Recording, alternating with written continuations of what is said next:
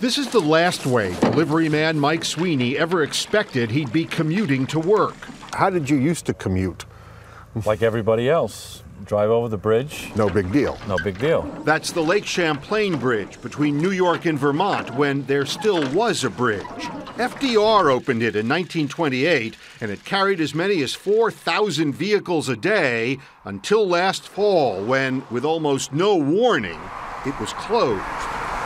The American Society of Civil Engineers issues a report card every 4 years on the state of America's infrastructure, and the last one in 2009 was not good at all. The overall grade was a D.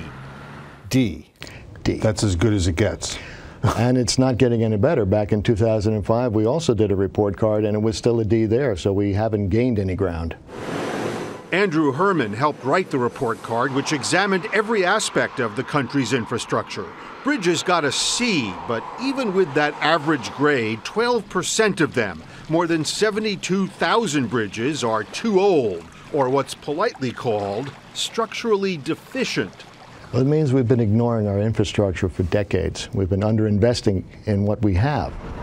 The problem with bridges became impossible to ignore in 2007 when the I-35 bridge collapsed in Minneapolis. 13 people died. Mike Sweeney began rowing to work in Vermont last October when engineers became so alarmed after an underwater inspection of the pilings holding up that bridge. We have a vertical crack. That they closed it with just 10 minutes warning.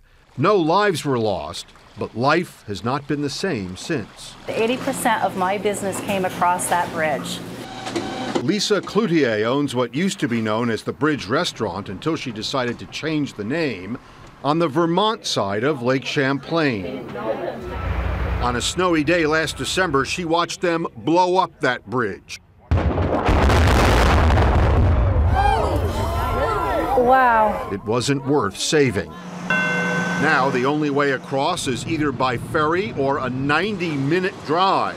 A new bridge will cost at least $70 million. And spending money is part of the solution. China spends 7% of its GDP on infrastructure, India 5%. But the United States spends less than 2%, and engineers think the U.S. will have to spend $2.2 trillion over 5 years to bring the overall grade for infrastructure up to an A. Do you think governments will be able to sell taxpayers on this notion? It's going to be difficult. But the solution isn't just spending money, it's also spending money wisely on things like research and development. At the University of Michigan, Dr. Victor Lee is close to perfecting a new kind of concrete, flexible concrete. It's one bright idea that could have a big payoff. Lee's concrete is not only flexible, but it also heals itself. Any cracks that form will expose millions of tiny microfibers that form a seal when exposed to air and water. The cracks fill themselves in before they compromise safety. Would a bridge made with self-healing concrete last longer than a bridge made today? Definitely. A good number to keep in mind would be a 100-year lifetime. The problem is self-healing concrete will probably cost 3 times as much as the regular stuff. But the experts say there's no getting around it. Any improvement to any infrastructure is going to cost. We're going to have to do that now for the future, for our grandchildren.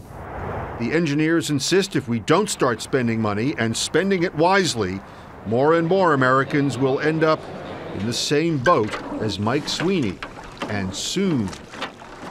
Richard Schlesinger, CBS News, Vergennes, Vermont.